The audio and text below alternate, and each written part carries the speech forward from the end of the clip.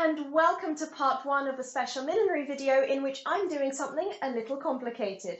My name is Ilona, I'm a milliner based in London, and today I'm going to be experimenting with 2-part liquid polyurethane foam to clone a brim shape and make a hat block. There are tutorials out there already on how to do this with the PU foam that you can buy pre-mixed in an airtight can. However, when I tried this, I could not get it to work. Every time I tried, I ended up with large air pockets. I then found that you can buy polyurethane foam as a 2-part liquid that you then mix and pour yourself. So this is what I'm experimenting with in this video. Just remember, this is my preferred method. There is no right or wrong way, just whatever works for you. Let's gather the materials and get started.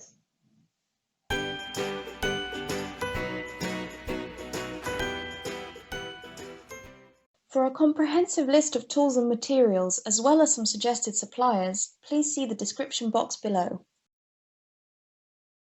First off, I've already wired the pre-blocked brim shape that I want to copy. The wire is on the brim edge as well as around the head size. Then I'm going to protect the original shape using gaffer tape. I'm also going to fill in the empty base at the head size using newspaper. This doesn't need to be super strong as it will always be resting on a flat surface anyway. In order to follow the curves of the shape, I'm cutting the gaffer tape in half widthwise.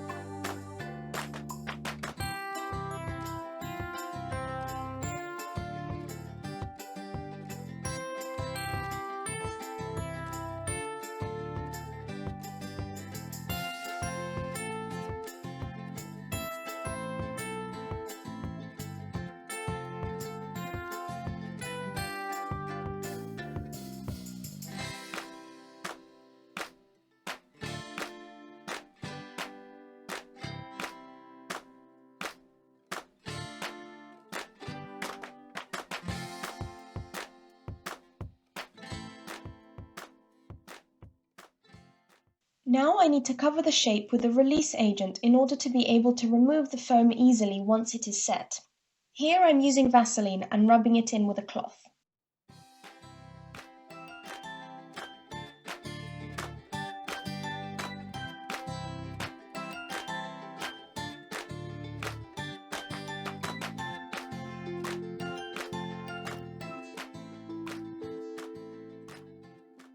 I then decided that I didn't trust the Vaseline to act as a release agent, so I put a layer of Clingfilm over the top of it.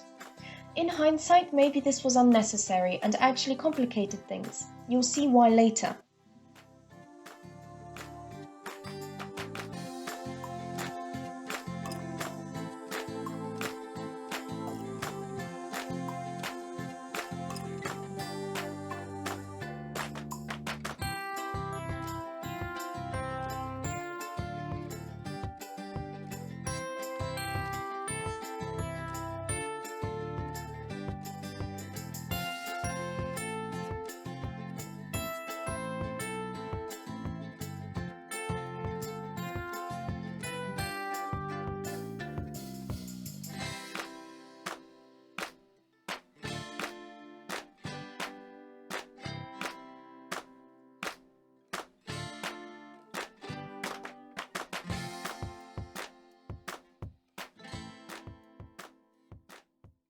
And now to calculate volumes. First, I need to know the volume that I need to fill with the foam. I am estimating this by using an ellipsoid calculator online and dividing the volume it gives by 2. I've included the link for the calculator I used in the description box below. I don't want to spend a long time explaining the maths for the PU foam because every project will require different calculations. On screen now is what I did. Take a screenshot if you need it.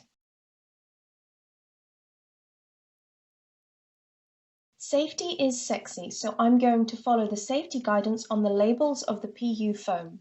I'm putting on a mask, goggles and gloves and working in a well-ventilated area free from pets and children.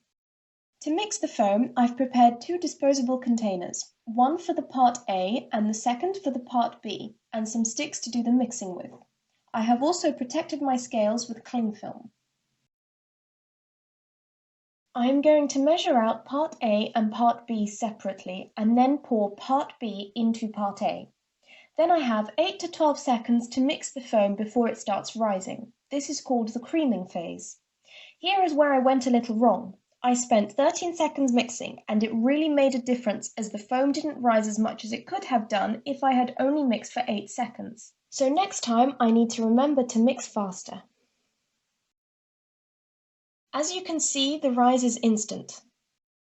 And here I am demonstrating what not to do if you want an even top. Don't agitate it with the mixing utensil. Just pour it and leave it be.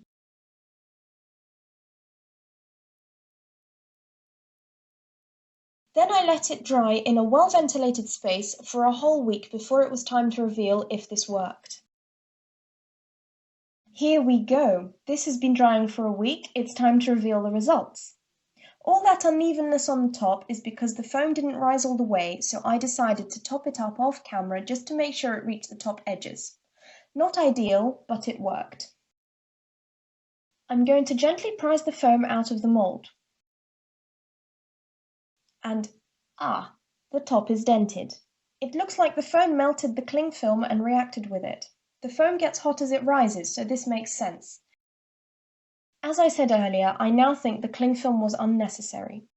The cling film was a little sticky from the Vaseline, so I wiped it off using an old rag.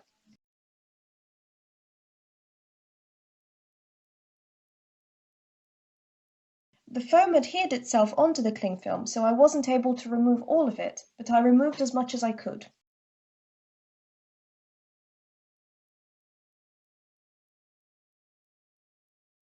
I am then going to remove the excess foam from the overflow using a craft knife. I'm wearing a face mask while doing this as the dust particles from the foam are toxic.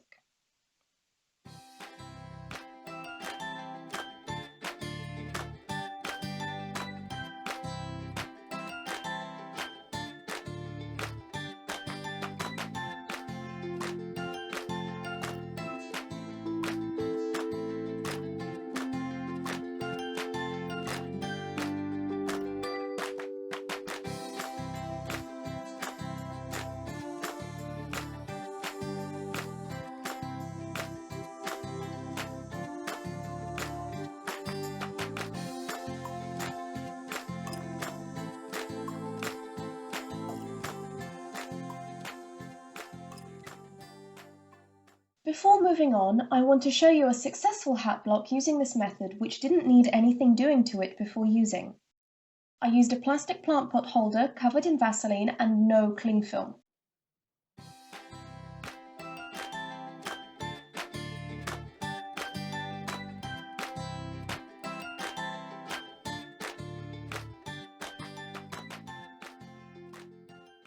It popped out of the mould easily enough, but I did notice that it hadn't fully dried, even though I left this one alone for a whole week.